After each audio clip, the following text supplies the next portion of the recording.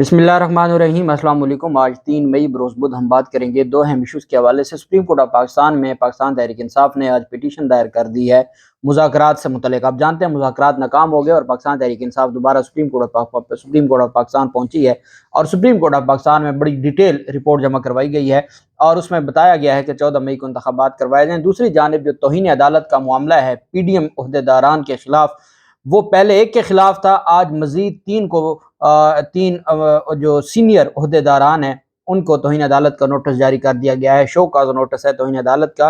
कार्रवाई तेजी के साथ आगे बढ़ाई जा रही है, उसकी तफसील भी मैं आपके साथ शेयर करूंगा। पहले तो मैं आपको बताता चलूं कि इमरान खान की दरख्वास्त मानत पर आज समाअत हुई ऑनरेबल इस्लामाबाद हाई कोर्ट में। चीफ जस्टिस आमिर फारूक साहब ने समाअत की। मैंने आपको बताया था इमरान खान आज पेश नहीं हुए थे, उनकी जानिब से एक हाज़री माफ़ी की दरख्वास्त दायर की गई थी। मौक़िफ़ ये इख्तियार किया गया था कि इमरान खान कल लाहौर हाई कोर्ट में पेश हुए, वहाँ पर धक्कम पेल थी।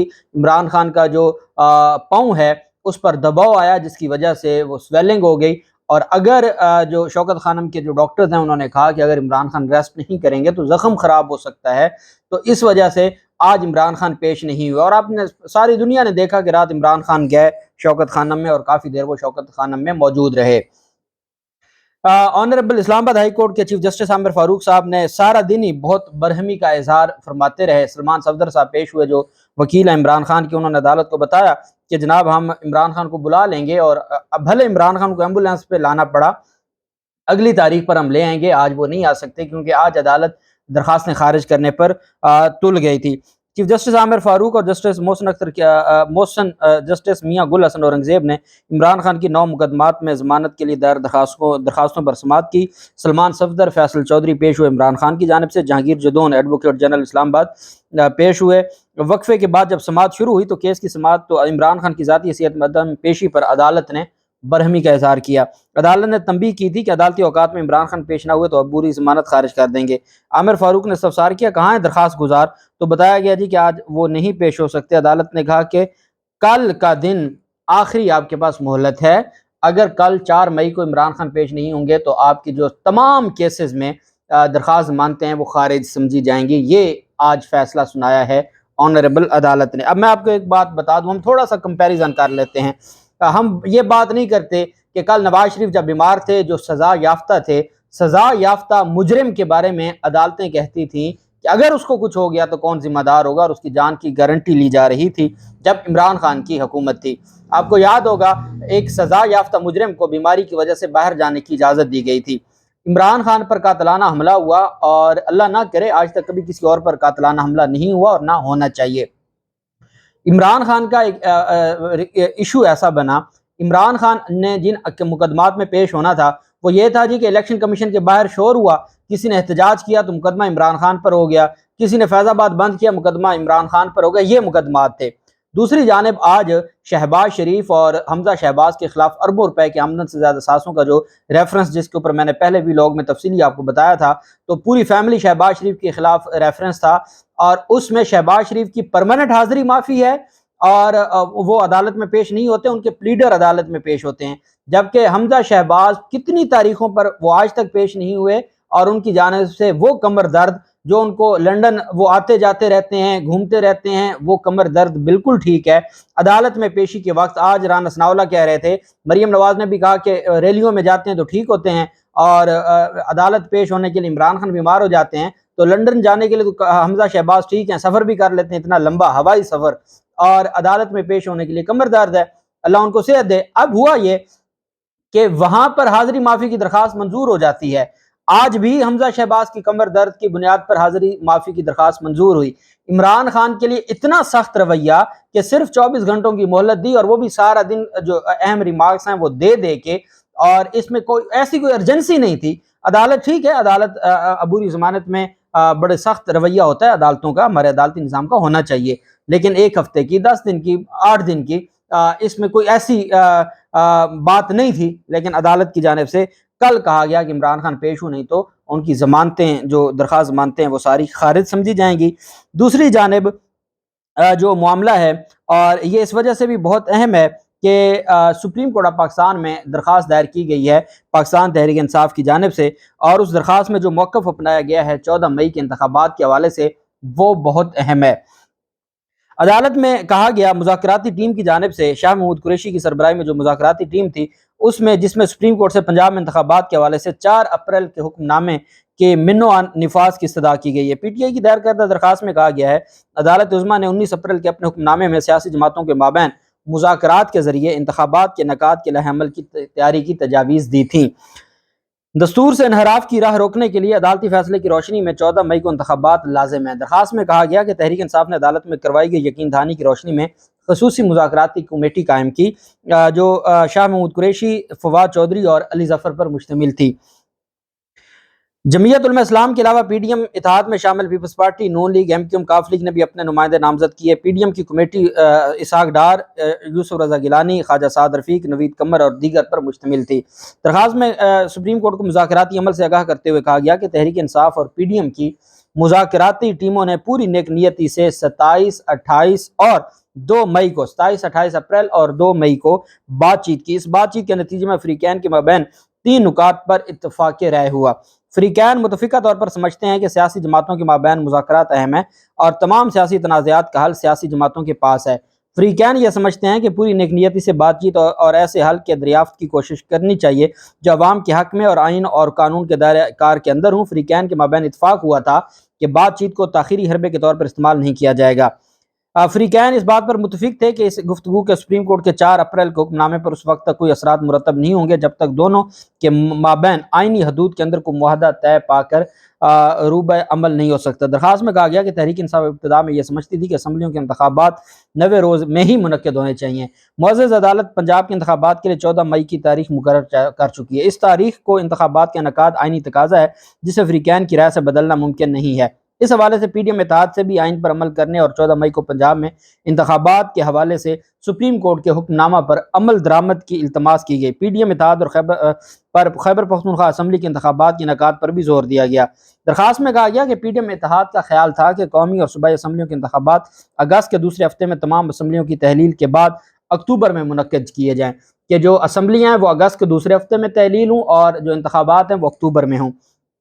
مفصل گفتگو اور پی ڈی ایم اتحاد کی مذاکراتی کمیٹی کی آراء کو سامنے رکھتے ہوئے تحریک انصاف نے ملک بھر میں 1 روز میں انتخابات کے حوالے سے درج تجاویز جو ہیں وہ عدالت ان کے سامنے رکھیں۔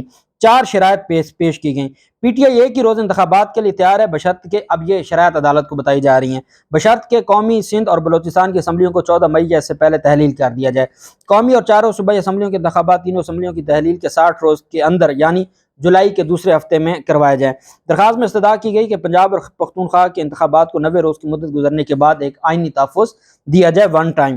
انتخابات میں تاخیر کو آئینی تحفظ فراہم کرنے کے لیے تحریک انصاف کے اراکین قومی اسمبلی ایوان میں واپس جائیں گے اور سیاسی جماعتوں کے مابین اتفاق کی رائے سے صرف ایک بار کے لیے مؤثر آئینی ترمیم کی جائے گی اور تمام جماعتیں انتخابات کے نتائج قبول کریں گی اور صاف شفاف انتخابات کے لیے ہمارے ادارے اور ہماری عدالتیں اپنا کردار ادا کریں گی۔ دونوں جماعتوں کے درمیان ان نکات پر مبنی ایک تحریری معاہدہ کیا جائے گا جس پر منو اور عمل درآمد کے لیے عدالت عظمیٰ کے سامنے رکھا جائے گا۔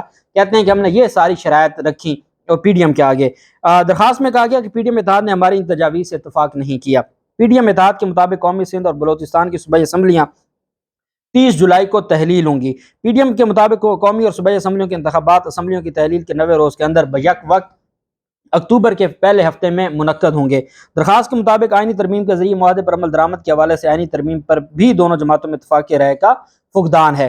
چنانچہ معزز عدالت پنجاب میں انتخابات کے حوالے سے اپنے 4 اپریل کے حکم نامے کے منو نفاذ کا اہتمام کرے، چونکہ کسی بھی صورت میں یہ معاملہ انتخابات کی طرف نہیں لے کر جانا چاہتے، یہ اپنی اکتوبر کی، اور اس میں یہ بھی کہا گیا تھا کہ 15 ستمبر کی جو تاریخ ہے اس کے اوپر بھی بہت زیادہ بات کی گئی تھی، اور یہ بھی کہا جا رہا تھا کہ 15 جو ہے وہ ستمبر کیا، اور 15 ستمبر کیوں، چیف صاحب بھی چلے جائیں اور صدر پاکستان بھی چلے جائیں۔ پریئر میں کہا گیا in view of the efforts, in spite of the best efforts of parties, no solution within the constitution could be arrived at and hence the above submitted to this honorable court. It is accordingly prayed that the judgment dated 4/4/2023 passed in constitution petition number 5/2023 requiring elections to be held to the Punjab Assembly on 14/5/23 may be implemented in letter and spirit to that so that the constitution is upheld and does not stand violated, and this petition may be disposed of accordingly. کہ جناب ہمارے مذاکرات نہیں ہوئے کامیاب، اس وجہ سے آپ اپنا 4 اپریل کا فیصلے پر عمل درآمد کروائیں اور 14 مئی کو انتخابات کروائیں۔ پاکستان تحریک انصاف نے پوری تفصیلات سپریم کورٹ میں جمع کروا دیں۔